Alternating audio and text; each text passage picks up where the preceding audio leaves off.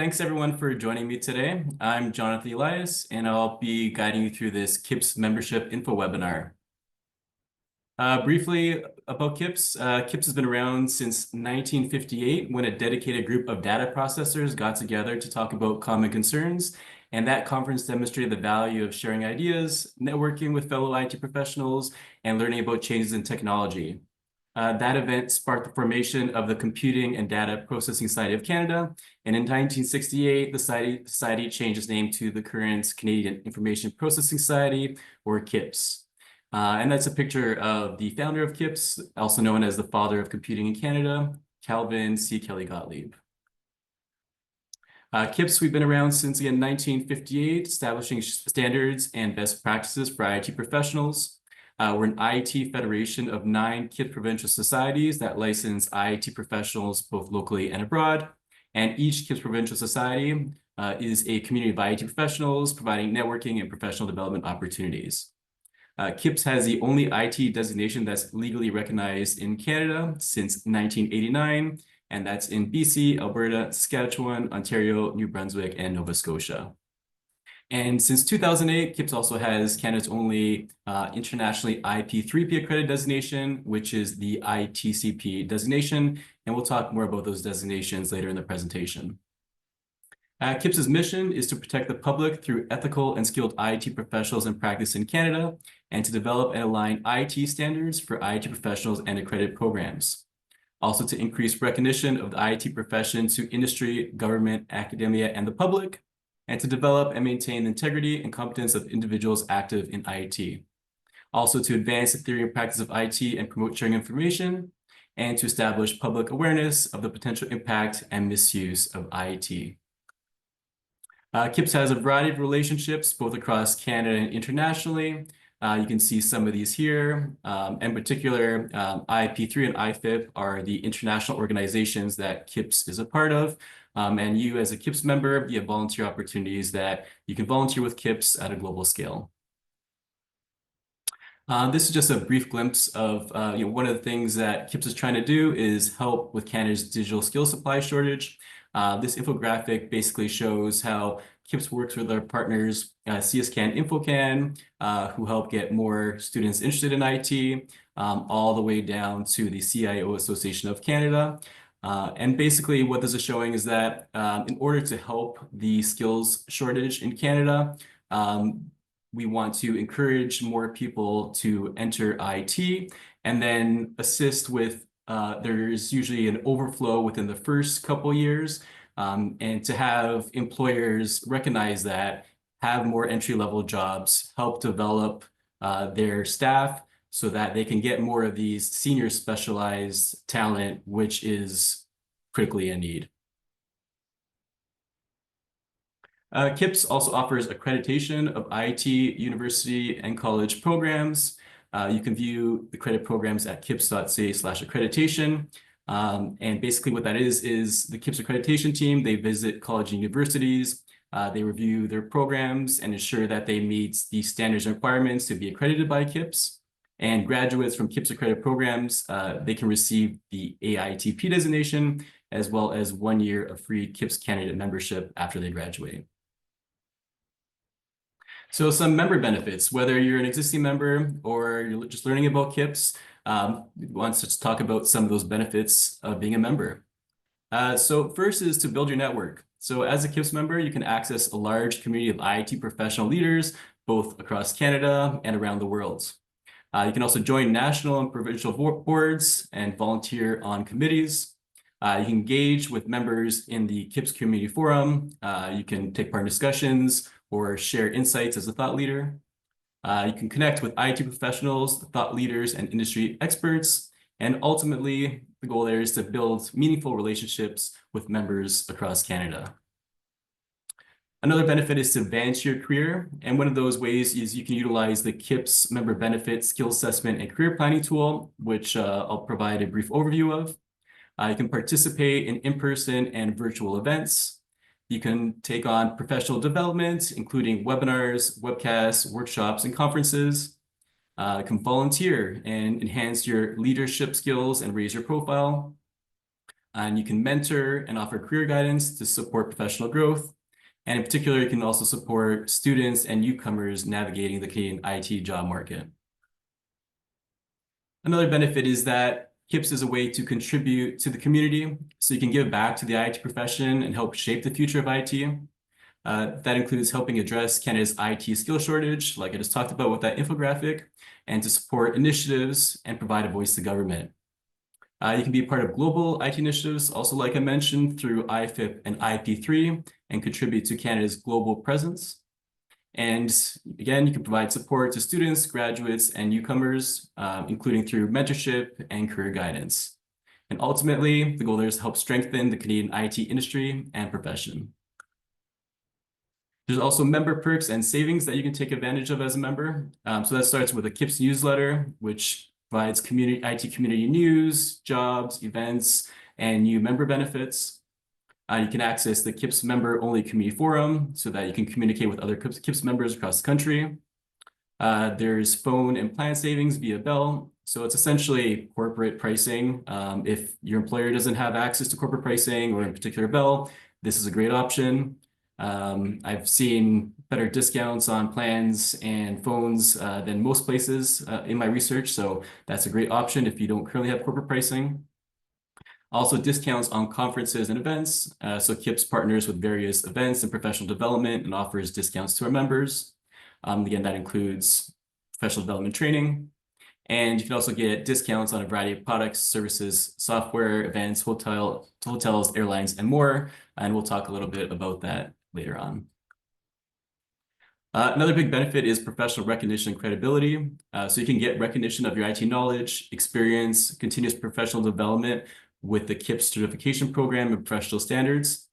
That includes obtaining the ISP designation, which again is the only legally recognized IT designation in Canada since 1989. Or you could obtain that ITCP designation, which is Canada's only internationally IP3P accredited designation for senior IT professionals. And members, CIPS members, they commit to a code of ethics and professional conduct that reflects their high standards of practice and helps build trust with employers and clients. And finally there, CIPS has been founded since 1958. So we have a deep history and foundation across Canada and internationally. This is the code of ethics that I mentioned that all CIPS members must abide by. And that includes to protect the public interest and privacy of information, to avoid conflicts of interest, to take professional responsibility, and to contribute to the IT profession. Now, one of those member benefits I mentioned is that skill assessment and career planning tool, which you can utilize to assess your current IT skills with the International SOPHIA framework or the skills framework for the information age. And with that, you essentially take a survey to discover the current skills that you have, and you get a nice skills assessment report listing your various skills and the levels for each of those skills. And then you can use the planner to edit and update your skills throughout the year. You can also set career goals and compare the skills that you have to the skills that you need in order to progress in your career. And you can create an action plan to develop targeted skills. And I'll walk you through a little bit of how that works in a minute. So this is that SOPHIA framework. They just launched version 9, I believe it's this past October. And so it's a zoomed out view. You can see it's organized into different skill areas and sub areas. And each skill has skills of either from 1 to 7, with 1 being the lowest and 7 being the highest. Some skills only have levels, for example, this one, 5, 6, and 7. There is no lower levels for certain skills. And so you'll utilize this to essentially assess your skills with a skill assessment tool. So that SOPHIA framework, it has over 120 defined skills, has a global footprint. It's in over 180 countries and translated over 12 languages. And you can put an industry role and summarize it with a list of SOPHIA skills and responsibilities and certain levels. SOPHIA is also more than just an IT framework. It includes non-IT skills, so it can be used for wider industry roles as opposed to specific IT roles. And SOPHIA, it's not just for companies and individuals, but can also be used by government as well. So how CIPS is using Sophia, we use it for the skill assessment tool, which I'll walk through in a minute. And that includes also career planning that you can take advantage of, and professional development in order to see what Sophia levels you're missing, what skills you're missing, and to take that professional development in order to upskill. The certification program and our AITP, ISP, and IDCP designations use Sophia in order to review your education and your experience to see if you're approved for those designations. CIPS is also utilizing it for our mentorship program.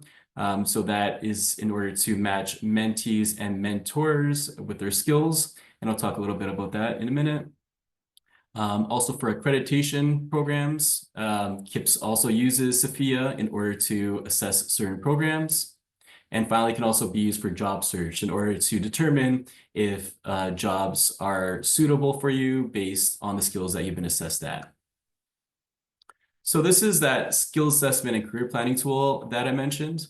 So if you want to access it, you would access it from the homepage, either under the menu link certification, and then there's a skill assessment and career planning, or there's also a big image on the homepage that you can click, and this will take you to the page where you can get started and assess your skills.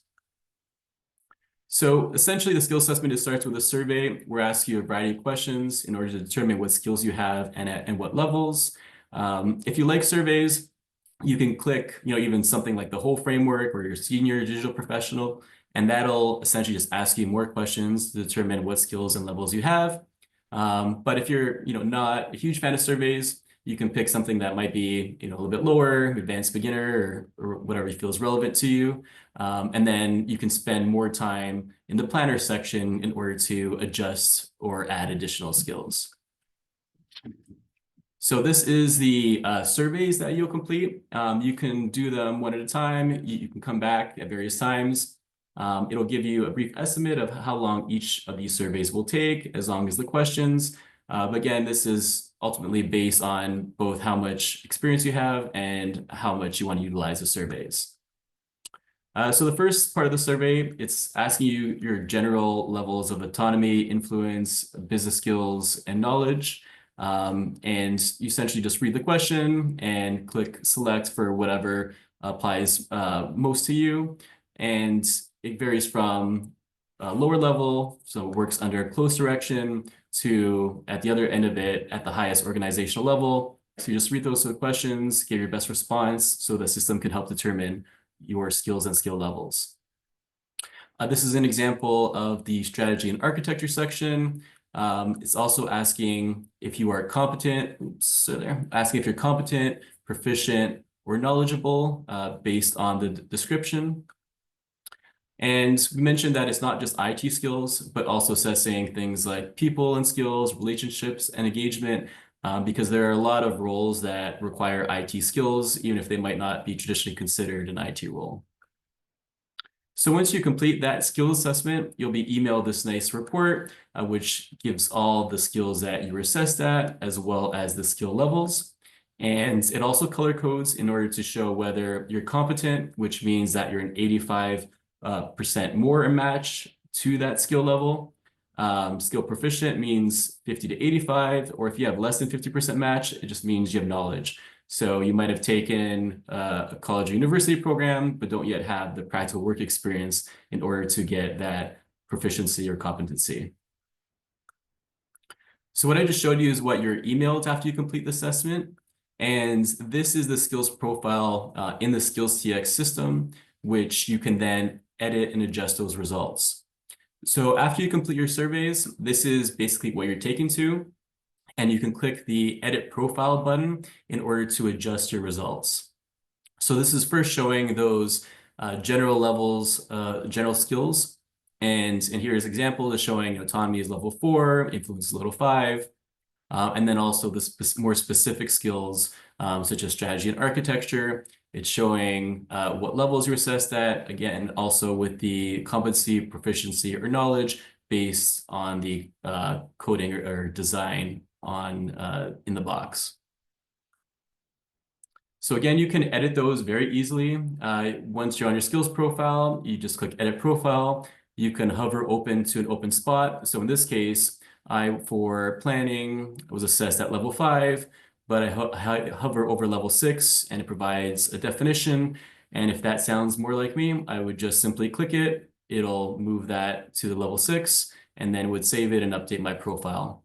And if I want, I can click print to, again, email myself an updated skills report. So once you update your skills, you're really happy with your skills, you feel it's a good representation. And I should also note that as a member, you should do that at least once a year. Usually the beginning of the year is a great time to do it, but at least once a year, you want to go in there and adjust and update your skills. So once your skills you feel are accurate, you can then use the skills profile and career planner section. And what you can do there is you can overlay and assign a future role, or maybe it's your current role, and see how your skills compare to what is required for that role. So in this example, I clicked assign, and it brings up a list of roles that use the Government of Canada NOC roles, which I'll talk about in a second. But you can pick the role that is most relevant to you. You can also click the self-assessed and see what is the best match based on your current skills for these roles. Or if you want to compare to a current role, you would just check off what you want as a current role, check off as a future role, and that'll allow you to compare the skills required for those roles based on the skills that you have. And again, the roles in the system are using the Government of Canada National Occupation Classification Codes. And if you want, you can go to their website and get a little bit more description on what those represent. So this is an example of me overlaying a senior IT project manager role. You can see that everything in green is what is required for this role. And anywhere there's an X, it's showing that I have a skills gap for that role. So for example, for autonomy, I was assessed at level 5, but it needs to be level 6. So I could do some professional development there. Also for collaboration, again, I'm a level 4, but it needs to be level 5. So those are 2 areas in particular that I can work on. Under strategy and architecture, it's also showing a yellow, which is a nice to have, but not required for that role. But again, here it's showing that I haven't been assessed at benefits management. Maybe I didn't answer that question in the survey and I didn't update it in the planner after. So right now I have no skill, but that is something that I either need to add or do some professional development in order to obtain that skill for this role. Now this is the action plan section. So I know what skills I'm missing. When you click the action plan, it's basically going to show you what just those skills gaps from the previous page. So here it's showing a different example, but emerging technology monitoring. It's showing that it's a yellow nice to have requirement. So I could do that, but it's not required. While this one below it, requirements definition and management, that is a requirement for, in this case, this is comparing it to a computer systems role. So in order to do that professional development, I would just click the add action button beside it, and I can input some professional development. So maybe it's an upcoming event or a course I'm going to take. I would just simply label it. It already has the applicable skills checked off because I've clicked beside the missing skill. So that's already set. And you can put a target date so that the system can also give you reminders in order to complete that professional development in order to obtain those skills that you need.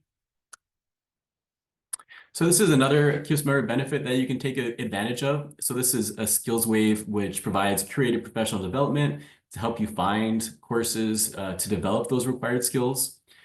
So this is essentially providing a curated portal of various recognized Canadian university and college programs. Most of them are postgraduate programs, but there are a variety of programs, variety of lengths. Some are short programs that are pretty inexpensive, and then there are also full programs that are a few semesters that can be a higher cost. But essentially what this is allowing you to is, instead of going to various university and college websites and seeing what professional development they have, you can just come to this one-stop shop and see what recognized training is available from those universities and colleges across Canada, including also there are some American courses in there that you can explore as well. I know this example is how you can utilize Sophia and ChatGPT to make sure that that training is right for you. So in this case, all I asked ChatGPT is what Sophia skills and levels are obtained from completing the following course. This is an Athabasca Information Technology Leadership course that I just pasted into ChatGPT. And it shows that if I take this course, I might gain these Sophia skills at these levels. So this is a good way just to confirm that a course that you're thinking about taking has this actual skills that you're looking to obtain and fulfill those skills gaps.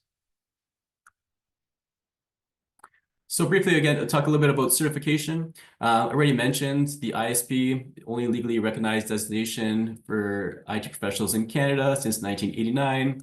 I mentioned that ITCP, which is that internationally IP3P accredited designation, which also recognizes business and organizational skills. The nice thing about this one is because it has international IP3P accreditation, there is portability across countries and associations. So for example, the Australian Computer Society, they have their equivalent CP designation, which is also IP3P accredited and is also aligned to Sophia Level 5. So members from the Australian Computer Society, they can come to CIPS and apply through that mutual recognition route and get the ITCP if they already hold that CP designation. And the last one here is that AITP, Associate Information Technology Professional designation, and that's for graduates of IT university and college programs who have just graduated. They have the IT knowledge, but they don't yet have the required experience for the ISP or ITCP designations. Briefly, this is some of the requirements for certification. So first, you would apply for CIPS membership because CIPS membership is required in order to apply for and maintain CIPS designations. There then is the certification application review fee. If you have experience, you would be providing references for the last 2 years. So that's if you're applying for the ISP and ITSP and you have that experience. If you don't have any IT work experience, you would provide 2 sponsor letters instead. And that is, you're basically looking to obtain the AITP designation. And then there's just one single certification application. So we've made it very easy. You don't have to decide what route or what designation you want to apply for. You basically provide this application and you document your education and your experience. And based on what you provide and what the assessors review you at, you'll be provided with these designations. So even often someone will apply and they'll obtain both the ISP and IGCP designations. So for the education section, you just fill out the education portion of the application, showing what IT university college programs you completed. And then you'll be providing your official transcripts or an Canadian education equivalency assessment, course by course assessment, I should say, if your school is outside of North America. For the experience section, you would document your IT years of experience and relate them to Sophia levels. You would also attach your resume or CV. And then lastly, that Sophia skill assessment that I just showed you using Skills TX. And lastly, you would need 1,000 of IT work experience in the last year if you're looking to be approved for the ISP or ITCP. This is just giving you a glimpse of what is required in order to be approved and what you would need to be approved. So it can vary from, let's say you graduated from a non-accredited 4-year university IT-related program. You would need at least 4 years of IT experience to be approved at the ISP and currently working at a minimum of Sophia Level 3. This is on the both in the application and on the website at kips.ca/certification. And you can click these links if you want to see exactly what Sophia Level 3 or Sophia Level 5 mean. So in that example, not accredited 4-year, for the ITCP, you would need 3 years of IT experience, but you would also need the last 2 years working at a minimum of Sophia Level 5.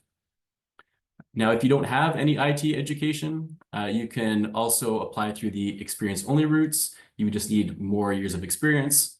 So for the ISP, you would need 8 years of experience and currently working at Sophia Level 3. Or for the ITCP under experience-only route, you would need 8 years of experience with the last 2 years working at a minimum of Sophia Level 5. And then a great way to confirm, if you have this experience is once you complete that skills assessment with those general attributes, it'll show you basically what Sophia level you're working at. And I'm just going to briefly also show you what that application looks like. So this is the website, cips.ca/certification. You click that certification link. This is the page that you'll get. And this is the application that you'll download. So the first part is that education section where you just document your school, your name, confirm that you graduated, and when you sent the transcript to CIPS, and ideally send it electronically if you can.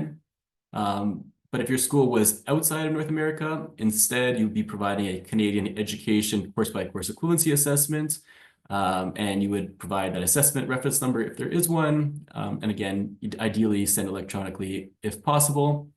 And WES tends to be the most popular service used.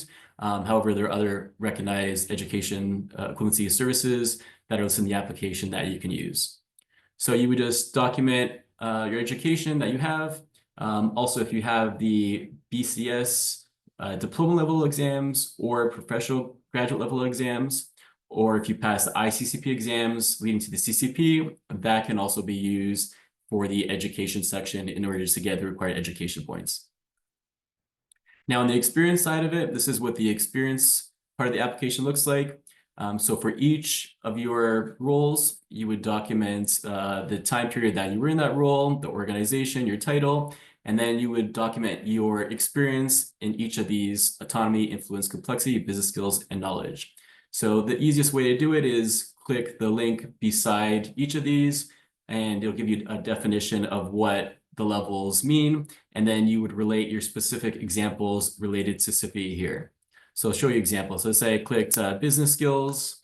So on the left here, this is what the link takes you. So if I'm applying for, or I'm hoping to obtain the ISP, I would read the level 3 definition, and the skills that I had for that role, I would try to relate it to at least the definition of level 3 or level 5 if I'm looking to obtain the ITCP. So again, for each role, write some examples for each of these and relate them to Sophia levels using the definitions provided. Now, one thing I should note is that this SkillsTX skill assessment tool in January was updated to the newest Sophia 9. And Sophia 9, for this business skills, it basically breaks it down into even more skills. So these in the square here, these are all business skills. And the only place you'll notice this is in that skills assessment. You'll notice that the business skills lists all these specific skills and those levels. So that's really the only difference you'll see. But in terms of the application itself, you're still using the general business skills definition. And the link here will still take you to the general Sophia level 8. And you can utilize that when you're documenting your experience. So briefly, some other member benefits I want to mention is some networking opportunities. So you can connect with your peers, industry leaders, and potential members. You can join committees and develop new skills. You can join a CIPS national or a provincial board, and you can attend in-person and virtual events, engage with members in the community forum and share insights. And you can participate and contribute in CIPS programs, initiatives, and to make important career connections. So this is an example of one event that we just had this past Tuesday, where we had an open member discussion on the future of IT and discussed how AI is affecting IT roles, future skills that are required, and some of the ethical and cybersecurity concerns from AI. So that was a great discussion, and we hope that you can join us at the next one. CIPS has also been running some mentorship programs. This one in particular is the Alberta Mentorship Program for Immigrants, which is funded by the Alberta government. This is basically connecting senior Canadian IT mentors with Canadian immigrant mentees and guiding through them in their IT career. And this is using, again, SkillsTX and Sophia. Basically, I'll just give you a brief overview of what this program looks like, but essentially there's a few workshops using the skill assessment tool and assessing their skills using that survey. They set mentorship preferences. They review a mentorship guide and a reflections guide, and then they send those connections to the mentors. And basically how the connections are made are that the skills gaps that the mentee has, they are matched with mentors who have that skills. So again, it's utilizing that technology and the Sophia skills that you're missing and matching with a mentor that has those skills. And then the rest of the program is about having those meetings, and there's some further workshops. So this is what Alberta is doing. Saskatchewan, they have a program which is slightly different, but later this year, we will be having a mentorship program that is available to all members that is utilizing the Sophia and Skills TX mentorship matching. So if you're not in this program, please keep an eye for that. Also, again, from events, member benefit is that you can stay informed about IT events, whether CIPS events or partner events that we provide discounts. Those could be in-person events or they could be online events. Either way, they can provide some networking and you can connect with IT professionals either locally or around the world. And you can participate in events, whether they're hosted by CIPS national or provincial societies, or again, our CIPS partners. And it's also an opportunity where you can volunteer your time and contribute to local events and develop new skills. So, for example, maybe you're in an IT role, but you're interested in maybe exploring some marketing roles or obtaining some marketing skills. You can take on a marketing role or help set up and run an event outside of your normal IT role. And then as a member, you can also access event recordings that are only available to members. So this is an upcoming member-only event that you might be interested in registering for. It's April 17, where it talks about Mac at work, Apple Intelligence and security. And it is a virtual event open to all CIPS members. And this is, again, an example using Sophia and ChatGPT, or in this case, CoachPilot. This is just it was a GPT within ChatGPT that is essentially more trained in Sophia. So you can use that, but you can also just use the regular ChatGPT, which I have found also provides great results.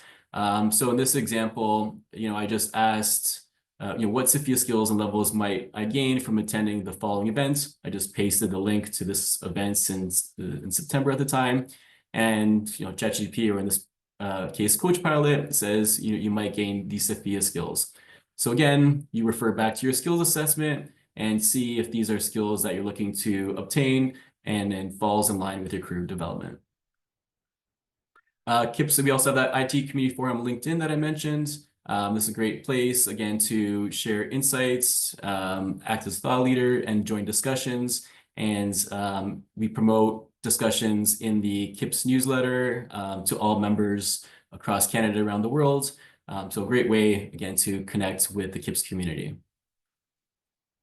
And again, volunteering is really big. If you really want to get the most out of your CIPS membership, volunteering is one of the great ways to do it. And you can do so by joining your local CIPS provincial board. You can join a national committee. You can contribute to various programs or initiatives. You can become a mentor for a mentorship program. You can join as a certification review committee member who helps assess the certification applications, and then ultimately help shape the future of CIPS and the Canadian IT profession. CIPS members also receive up to 70% discount on posting jobs on the CIPS job board. So if you're looking to hire an IT professional, the job board is a great way to especially access certified CIPS members. We promote jobs on the CIPS job board in the newsletter and across social media. So if you're looking to hire someone, this is a great resource. Or alternatively, if you're a CIPS member looking for a job, this is a great way to find what jobs are out there and which employers are looking to hire CIPS members. And I noted here is jobs on the job board. They're posted in the CIPS newsletter, which goes out approximately every 2 weeks. And then also the CIPS Twitter, Facebook, LinkedIn group, LinkedIn page, and a few other areas like the CIPS community forum. And this is, again, another example using Sophia and ChatGPT, where we simply asked what Sophia skills and levels are required for the following job. All we did here is we clicked a job from the job board and pasted that link. And again, it says, for this role, the relevant Sophia skills that are required are these skills. And again, you can refer to your skills assessment and see if you have those skills and if this role is right for you. And if it is, then you can also use your skill assessment in order to help apply for this job and demonstrate that you have the required skills for that job. The Bell member benefit, briefly mentioned, essentially it's providing access to the Bell exclusive partner program, which is corporate pricing. And they provide great discounts on cell phone plans or even discounts on phones themselves. Last year, I did a review of what was out there, and this was one of the best deals I found, especially if you're looking to get a new cell phone.